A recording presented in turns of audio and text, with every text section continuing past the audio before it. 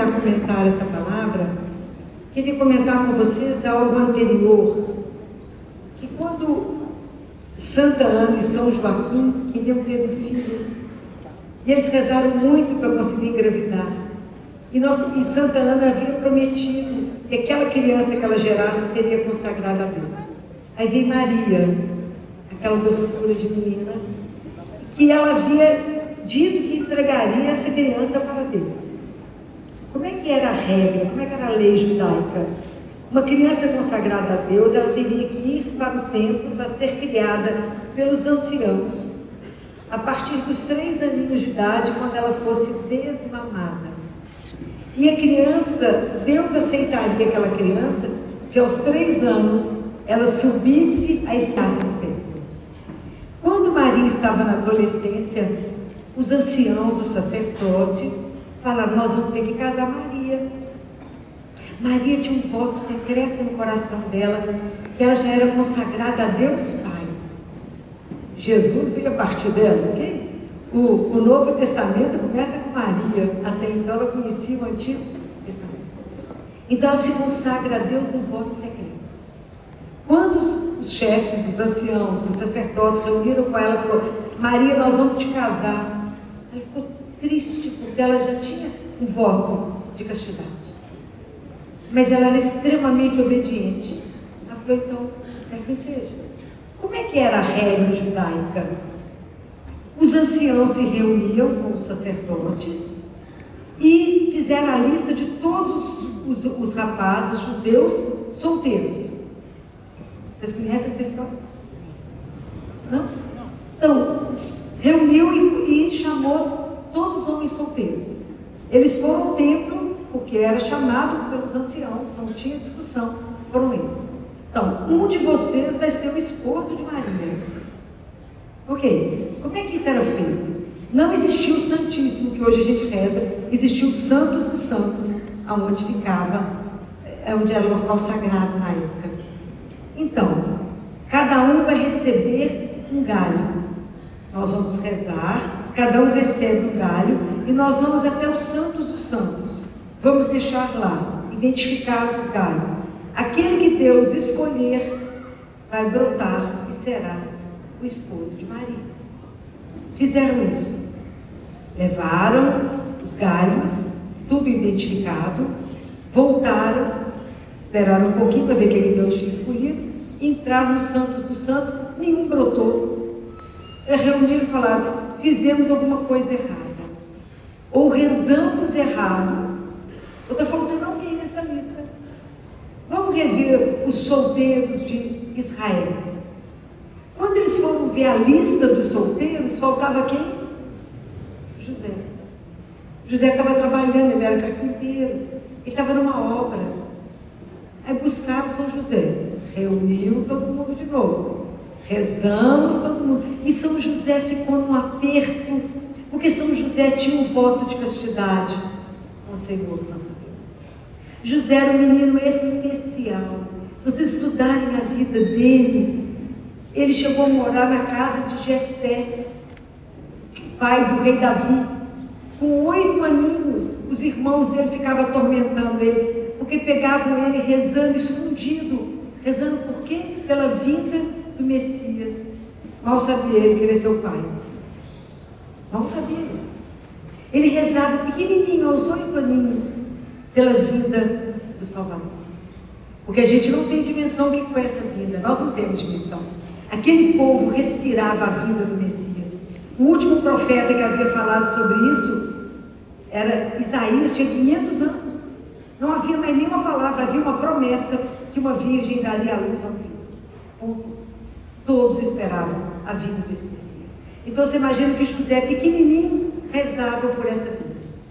Lá foi José, compareceu ao templo com o coração apertado, porque ele também tinha um voto de castidade.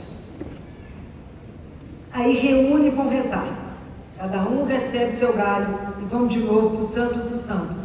A caminho, a vareta de São José brotou. Por isso que ele carrega o menino Jesus no colo e o lírio no outro. O pessoal acha que é enfeitado. Não, aquilo é a resposta de Deus. Ele é o meu escolhido. Compreende? Na história nossa da salvação, não tem um acaso, gente. Tudo tem um projeto, tudo tem uma escolha. E Deus escolheu José. Quando São José, como é que era o casamento judaico? José, então, ele e Maria tinham um papel documentado que um pertencia ao outro, era casado. Mas não iam morar antes. Só iriam morar antes quando José acabasse de construir a casa. Quando a casa estivesse pronta, ia todo mundo em procissão levar a noiva para a casa do noivo. Essa era a tradição judaica. E cantava e dançava 2, 3 dias. Hoje a gente começa a namorar, as moças já entram na casa de vocês, mas sempre estou não tinha. Um dia esquece a pasta dental, outro dia esquece alguma coisa, tá lá. E a gente vai acomodando, vai ficando, nós vamos para a casa dela, para a casa dele. Tá certo? Certíssimo. Né? Certíssimo. Então, Então Maria, ela era comprometida com José, mas não moravam juntos. E os dois tinham voto de castidade guardado. Aí Maria recebe a visita do anjo e fala com ela: você será a mãe do Messias. Pode imaginar para Maria, que conhecia todas as escrituras, foi criada no templo com os anciãos, criada lá com os sumos sacerdotes. Imagina, eu fico imaginando quando Simeão pegou Jesus no colo, porque ele conhecia Maria. Imagina quando ele pegou o menino Jesus no colo. Vocês imaginam o que foi isso? E aí quando Maria recebe a visita do anjo, que o anjo fala com ela que ela era cheia de graça e que ela iria conceber o Filho do Altíssimo, ela conhecia a Escritura. Ela falou: aquela virgem sou eu?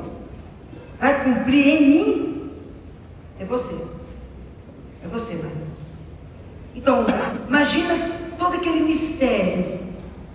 E José, fica sabendo da gravidez de Maria, ele conhecia quem era Maria, e ele em nenhum momento duvidou, porque quando a gente lê a palavra, fica parecendo que São José teve dúvida de quem era Maria. Ele sabia que ela não faria nada de errado. Na verdade, a dúvida de São José é a mesma do centurião. Quando Jesus está chegando perto da casa dele, ele fala: não sou digno de quem entra, Senhor, não entre na minha casa. Fala só uma palavra, só uma, e eu serei salvo. Quando ele viu-se diante daquele mistério, que ele sabia, São José conhecia a palavra, ele esperava a vinda do Salvador, ele sabia que ia vir o Messias por uma virgem, e de repente ele se vê como o pai nutrício de Jesus, e fala: eu não posso participar desse mistério, isso é grande demais para mim, é muito grande para mim, então eu saio, não posso participar disso, eu não vou dar conta. Quantos de vocês, diante do momento que foi avisado que você seria um pai, vocês bambearam as pernas e falaram: o que vai ser de mim agora? Você é pai? Já imaginou quando falou que ele ia ser pai do Filho do Altíssimo? Como é que eu vou criar esse menino que não pode nem falar não para ele? Como é que eu vou criar esse menino? E além do mais, eu sou pobre, eu sou um carpinteiro. Quem eu sou para poder cuidar do Filho do Altíssimo? Mas quando Deus escolhe um, bota o dedo em um, Ele capacita aquela pessoa com todos os dons do Espírito para que ele dê conta. Então José repetiu a mesma coisa que Isabel, quando Nossa Senhora chegou na casa dela e falou: quem sou eu para que a mãe do meu Senhor venha me visitar? Quem sou eu? Imagina São José quando falou: quem sou eu, um pobre carpinteiro? Quem sou eu, pobre? Por que não entregou esse menino para um doutor da lei? Por que não colocou esse menino no palácio, no templo? Mas aqui na casa de Nazaré, eu, um pobre, não tenho nada a não ser o meu trabalho e o amor que eu tenho. Qual foi o grande valor de São José? Ele amou Maria como ninguém. Pode imaginar amar aquele menino, o próprio Filho do Altíssimo, o nosso Criador, ele ser pai daquilo que nos cria. É um mistério grande demais, grande demais. E é tão lindo porque Nossa Senhora, que a Bíblia não fala tão pouco, e Nossa Senhora, numa revelação que ela fez a Santa Brígida da Suécia, já ouviram falar dela? uma grande santa. Então Nossa Senhora falou para Santa Brígida assim: desde o instante em que eu, Maria, dei meu consentimento ao mensageiro de Deus, quando Gabriel foi até ela, desde que eu falei sim para ela, José, vendo que, tendo concebido pelo poder do Espírito Santo, eu estava grávida e crescia, admirou-se grandemente.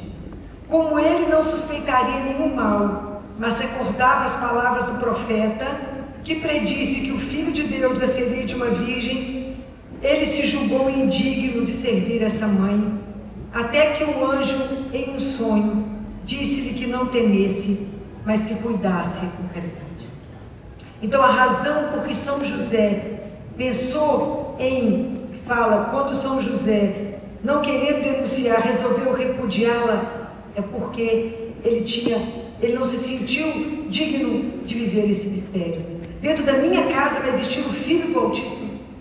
Então, se vocês observarem, quando eles vão falar de São José, eles falam assim: José, seu esposo, sendo justo. O que é ser justo? Ser justo é aquele homem que tudo que ele viveu na vida dele, ele viveu em conformidade com a vontade de Deus. Tudo da vida de São José foi pela vontade de Deus. As coisas boas e as coisas ruins. Ser justo é dar ao outro aquilo que ele merece, aquilo que é justo para o outro. Ser justo com Deus é devolver a Deus na justiça aquilo que pertence a Deus. Então vocês imaginem, José como judeu. O judeu tinha que ir a Jerusalém 3 vezes por ano. De Nazaré a Jerusalém era longe. E São José ia e participava de todos os ritos e de tudo que existia e voltava. Ele cumpria. E São José vivia toda a vontade de Deus. Não tem uma palavra de José escrita na Bíblia. Mas São José tinha uma obediência incondicional. São José tinha uma humildade que depois de Jesus, a pessoa mais humilde que passou pela terra foi São José. Então ele sabia exatamente aquilo que ele era. Ele entendia o papel dele. E eu fico pensando em nós hoje. Quando São José fazia tudo isso para Deus, lá naquela época era ir a Jerusalém 3 vezes por semana. Hoje o mínimo que se pede a um cristão é ir à missa todos os... É muito ou pouco? É nada, né, gente? É nada. Mas a gente fica parado nisso. A gente para nisso. A gente fala: eu já fui à missa ao domingo. Isso te alimentou para o resto da sua semana? Eu acho que não. Quantas decisões nós temos que tomar? Quando José, o anjo falou com ele: não tenha medo, busca Maria, você vai ser mãe do Filho do Altíssimo, está cumprindo a profecia. Eu preciso de você, José. Eu preciso de você, para que você cuide de Maria e que você cuide do menino. Eu preciso de você. Você será o pai dele aqui. Então nós temos que pensar em relação a Deus. Vocês como homem estão cumprindo aquilo que se espera? Vocês conseguem ser justos em relação a Deus, nosso Senhor? É preciso parar e pensar na nossa caminhada espiritual. A caminhada espiritual nossa, ela é tão séria quanto, eu acho que é a mais séria da nossa vida inteira.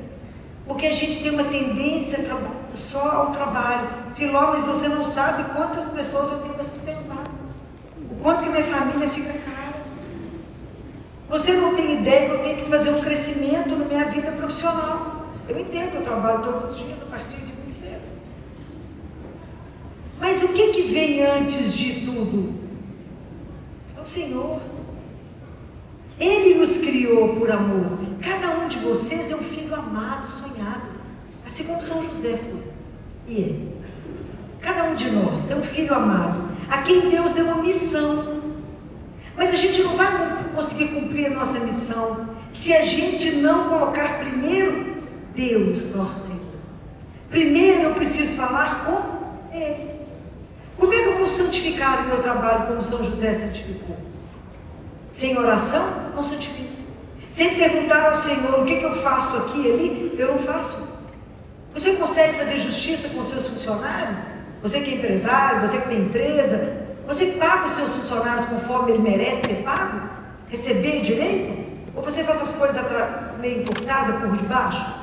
É justo com o outro? Você dá ao outro o que o outro precisa receber? Isso é ser justo, é com Deus e com o outro. Isso é uma coisa muito séria que a gente tem que pensar. Nós temos que pensar, como que eu faço, como é que eu exerço a minha profissão? Eu leso alguém ou eu faço o que é justo ao outro?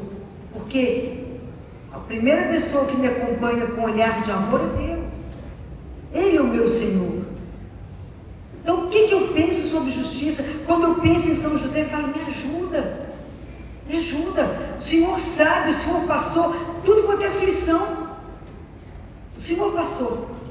Eu fico imaginando quando José era um carpinteiro, que é chamado porque tem que fazer um recenseamento, e vai lá para Belém. Ele era carpinteiro e fez um berço para Jesus. Lá foram eles. A estrada de Nazaré até Belém é uma estrada perigosa, é uma estrada esburacada, teve chuva na época. Eles dormiram no relento. Imagina que eu devia falar assim, eu estou aqui para proteger Maria e Jesus, nós vamos dormir aqui mesmo? Pode imaginar?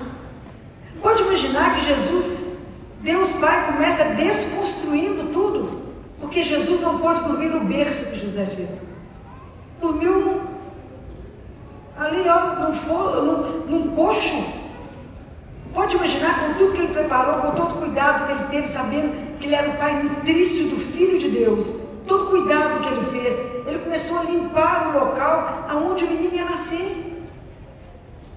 Nasceu contra tudo aquilo que eles pensavam. Você imaginou o que é ser fiel a Deus naquele momento difícil? Aonde ele não conseguiu. Imagine vocês, com a sua esposa grávida, que você protege a sua mulher e seu filho, não consegue um lugar digno para sua mulher ter um neném? Pode imaginar que sensação ele teve na hora que ele não conseguiu dar o amparo necessário ali, que ele pensou, eu não estou conseguindo dar um lugar para que ele nasça. Mas sabia ele que aquilo fazia parte de todo o plano de Deus, a nos ensinar sobre a pobreza, o despojamento. O Filho de Deus vem nascer naquele lugar. Imagina o que passou na cabeça de José. Quanta angústia aquele homem passou, firme, olhando para Maria com as dores de parto, andando num burrinho. Ele falou, como é que vai ser isso? Ninguém abriu uma porta para acolher, ninguém. É claro que São José não era um velho, né, gente? Isso é um homem maravilhoso, lindo, como é que deu conta de tanta coisa, andar a pé, carregar tanta coisa. É claro que ele era um velho. Isso é maravilhoso, né? Deus não escolhe nada mais ou menos, né? Isso é um escândalo de homem, né? Mas é porque querem achar que não era, mas não é verdade, né? José, imagina andar a pé como andou, fazer tudo o que ele fez. Então você imagina, ele era o guardião ali daquela família, e ele não pôde fazer. Nós temos que pensar, quantas angústias São José deu conta? Quantas? Acolhe José, Maria o menino, e protege eles, guarda esses dois. Porque o pai precisa dessa missão sua aqui agora. É preciso que a gente pare e olhe, eu quero voltar agora para dentro da sua casa. Às vezes vocês como pais, e eu falo isso como pediatra, o pai ele tem um papel que só ele tem. O pai é um protetor. O pai é aquele que, sem uma palavra nenhuma dita, é aquele que te dá amparo. Eu fico emocionado quando eu penso nisso. Porque o pai é aquele que te dá força, te dá segurança, te dá firmeza. Acontece alguma coisa, você fala, vou falar com meu pai. Meu pai vai ter um jeito. Meu pai me ajuda. Você passa um aperto, eu falo, vou falar com meu pai. E hoje eu percebo que às vezes vocês homens estão deixando esse papel de vocês. Quando uma criança de 3 anos olha para vocês, vocês são o herói da vida deles. E ninguém pode tirar esse papel de vocês. O menino olha para vocês e fala, ser homem é assim. E eu vou fazer o que o meu pai falou. Quando eu peço aos pais Ensine seu filho a andar de bicicleta aos 3 anos de idade. Por quê? Porque a palavra que a gente precisa na vida para viver chama equilíbrio. Sem equilíbrio já não vive. E a gente precisa desse equilíbrio para dar conta. Quando a criança anda de bicicleta, que eu tiro a rodinha, ele vai cair? Vai cair. Mas tem um pai atrás que fala: levanta, meu filho, e começa de novo. Isso vai ficar marcado na vida dele para sempre. Levanta e começa de novo. Nós já caímos quantas vezes? E quantas vezes nós vamos levantar? Porque teve uma palavra de um pai que te sustentou. Não abra mão. Não permita que alguém ensine seu filho a andar de bicicleta que não seja você. Que hoje se contrata para tudo, terceiriza tudo, mas o seu papel é eterno. É o pai que leva o menino para jogar bola, é o pai que mostra para o filho onde é que calibra o pneu. Claro que ele vai calibrar aos 3 anos, ele vai ver. E o menino copia, ele vai copiar, não sei esse. É o pai que leva o menino para poder fazer as coisas e mostrar: meu filho é assim. E a menina, quando olha para o pai de 3 anos e fala: ele é o meu príncipe. Com quem você vai casar? Uai, com o meu pai. E a sua mãe? Eu perguntei para ela, ela falou: eu chamo a madrinha. É lógico, porque o pai é o meu príncipe. Ele é o homem mais bonito, mais forte, mais capaz, mais corajoso, aquele que me guarda. Esse é o meu pai. Imagina, esse é o papel seu dentro de casa. Quando vocês têm um bebê, não é? Vocês dão leite de uma forma indireta. Por que a mulher amamenta? Porque ela tem alguém que aguarda, que a protege, que segura, que dá garantia da sustentação dentro de casa, que ajuda ela de madrugada. Não dá no peito, não, pega o menino e ajuda ela a pôr no peito. É aquele que pega um remédio para a dor, aquele que põe um copo de água para ela. Esse é o papel do pai, é a família junto. Não é porque agora tem menino, não somente tem um papel importante, não. Vocês assumem o papel de vocês, é na proteção, é carregar uma bolsa, é perceber o cansaço da mulher e falar: descansa um pouquinho enquanto eu seguro o menino para rotar. Deita ali com a perna para cima, come isso, você deve estar com fome. Ela está cansada. Aprender a olhar para o outro com um olhar de amor e falar: ela está cansada. Ela gerou, ela passou pelo parto, passou pela angústia e agora está com o neném aqui. É o nosso filho, é um presente de Deus. Então eu ajudo ela a conduzir esse menino. Filó, mas eu não sei dar banho, vou pegar no menino. Eu gosto de deixar o menino cair, pega a fralda para ela. Arruma, ajuda ela a carregar as coisas. Segura o menino enquanto ela prepara ali o banho. Mas o que eu posso para te ajudar a aliviar aqui a carga agora? Tem coisa que não precisa ser dita, é preciso ser percebida. Porque a gente precisa ficar falando o tempo inteiro. São coisas diferentes? São coisas diferentes. O marido tem um olhar, a mulher tem outro olhar. Mas essa força de vocês, essa presença, a gente conhece uma casa onde tem um homem que dá direção. Um homem que convida a família e leva a família. É importante que vocês, na fé de vocês, conduzam a família de vocês. Se o seu filho te vê diante de uma situação difícil, de joelho, seu menino vai fazer o quê? Vai ajoelhar. É assim que funciona. A gente tem um colega lá em Belo Horizonte, ele, os maiores neurologistas que a gente tem lá. Ele também é meu companheiro de missa diária. Ele está na missa, ele vai à missa e já leva o menino para a escola. O menino comunga, o pai ajoelha, o menino de pendura em cima do pai, joelho de pendurado no pai. Essa imagem será para ele eterna. Meu pai ia à missa todos os dias, então eu também vou com o meu pai, e depois da missa meu pai sai voando para me deixar na escola. Compreendem a dimensão disso? Que eu não posso abrir mão desse papel de vocês. Deus te escolheu para ser pai de uma família. Leve seus filhos à oração, que a sua casa seja uma casa onde o amor reina, onde Deus reina. Como é que São José dava conta de fazer tudo o que Deus falou? Fazer vontade de Deus. Como é que você consegue saber como é que eu vou fazer a vontade de Deus? Como? Pela oração. Avalia como é que está a sua caminhada de oração. Filó, meu filho, eu trabalho demais, chego morto. Alguém pensa em rezar, eu desmaio. que a gente reza deitado, coberto, no escuro, não é assim? Não temos consciência de Deus vivo que entra no nosso quarto quando eu falo, meu pai, ele fala, oi. Não é assim? A gente não espera ele de joelho. A gente fala, eu estou cansado, o senhor entende? Fala, entendo, meu filho. Mas oração é um diálogo. Eu falo e você está dormindo, você não está nada. Quem sabe